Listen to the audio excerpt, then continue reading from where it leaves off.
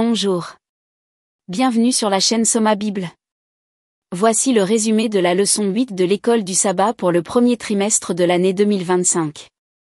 Avant de commencer cette leçon, n'oubliez pas de vous abonner et de cliquer sur l'icône du pouce levé pour soutenir notre mission de diffusion de l'enseignement de la Bible dans le monde entier. Jésus revient bientôt. Prions, Père Céleste, merci pour ton amour et le don de ton Fils. Jésus, merci de nous avoir révélé le Père et pour le don de la vie éternelle. S'il te plaît, guide-nous dans toute la vérité et aide-nous à vivre en harmonie avec toi et les uns avec les autres. Au nom de Jésus, Amen. Le titre de cette leçon est « Le libre arbitre, l'amour et la divine providence ». Le texte de mémorisation de cette leçon se trouve dans Jean chapitre 66 verset 33. Je vous ai dit ces choses, afin que vous ayez la paix en moi. Vous aurez des tribulations dans le monde, mais prenez courage, j'ai vaincu le monde. La leçon commence par parler de la providence, qui est le soin que Dieu apporte à son peuple.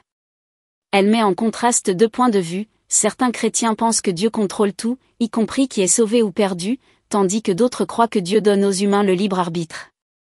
La Bible soutient l'idée que Dieu permet le libre choix, même si cela conduit au péché et au mal. La chute est un exemple de mauvais choix entraînant des conséquences, mais Dieu a un plan pour nous sauver malgré cela. Dans la leçon de dimanche, il y a une histoire sur un pasteur de jeunes qui explique que Dieu a le contrôle, mais un étudiant a du mal avec l'idée que Dieu causerait la mort de son chien. Les versets fournis sont le psaume 81, versets 11 à 14, qui montre que Dieu n'obtient pas toujours ce qu'il veut parce que les gens désobéissent. Ainsi, tout ce qui arrive n'est pas la volonté de Dieu. La section de lundi porte sur le fait que Dieu est tout-puissant mais qu'il ne force pas les choses contre sa nature. Il ne peut pas mentir et il ne peut pas forcer l'amour parce que l'amour doit être donné librement. Des versets comme Apocalypse 11 verset 17 et Matthieu 19 verset 26 soulignent sa puissance, mais aussi son respect de la liberté humaine. Mardi se concentre sur l'amour de Dieu, en utilisant Matthieu 22 verset 37 et Deutéronome 6 verset 4 à 5. L'amour ne peut pas être forcé, donc Dieu nous permet de choisir. Les versets hébreux et Tite montrent la fidélité de Dieu, ce qui signifie qu'il tient ses promesses mais ne passe pas outre nos choix. Mercredi, nous discutons d'Éphésiens 1 verset 9 à 11, expliquant que Dieu a un plan parfait et un plan correctif. Le plan correctif entre en jeu lorsque les humains font de mauvais choix, mais Dieu travaille toujours dans ses choix pour nous sauver. Jeudi, nous utilisons Jean 16 verset 33 pour souligner que pendant que nous sommes confrontés à des problèmes, Jésus a vaincu le monde. La souffrance n'est pas le désir de Dieu, mais il peut en tirer du bien.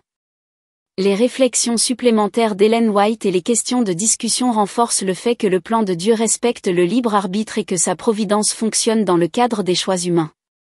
L'histoire intérieure de Nelson montre un parcours personnel des activités mondaines à la fois, en mettant l'accent sur le libre arbitre et la direction de Dieu. Ainsi, en mettant tout cela ensemble, les principaux thèmes de la leçon sont la providence de Dieu, le libre arbitre humain, la réalité du mal et de la souffrance due au mauvais choix, et le plan ultime de Dieu pour sauver par Jésus malgré ses défis. Il est important de noter l'équilibre entre la souveraineté de Dieu et la responsabilité humaine, et comment l'amour exige la liberté. Chers auditeurs, cette leçon affirme que la providence de Dieu opère dans un cadre de libre arbitre.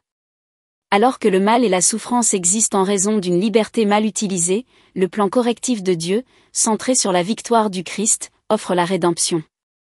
Les croyants sont appelés à faire confiance au triomphe ultime de Dieu, à embrasser l'amour comme un acte volontaire et à participer à sa mission, sachant qu'il transforme même la brisure en espoir.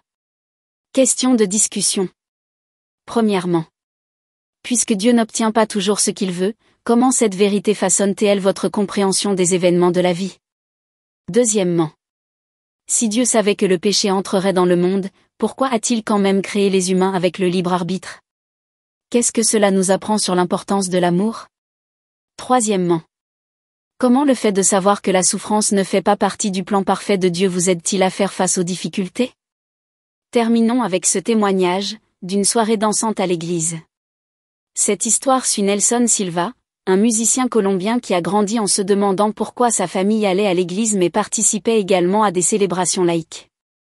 À l'âge adulte, il a poursuivi une carrière musicale, jouant dans des fêtes. Après avoir rencontré sa future épouse, Laura, une ancienne adventiste, il a commencé à remettre en question son style de vie. Grâce à l'étude de la Bible et à la prière, Nelson a adopté le culte du sabbat et est devenu un musicien chrétien, utilisant son talent pour partager l'Évangile.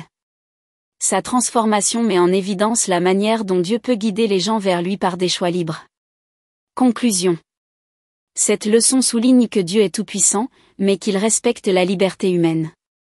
L'amour ne peut être forcé, et l'existence du mal est le résultat du libre arbitre, et non de la volonté de Dieu.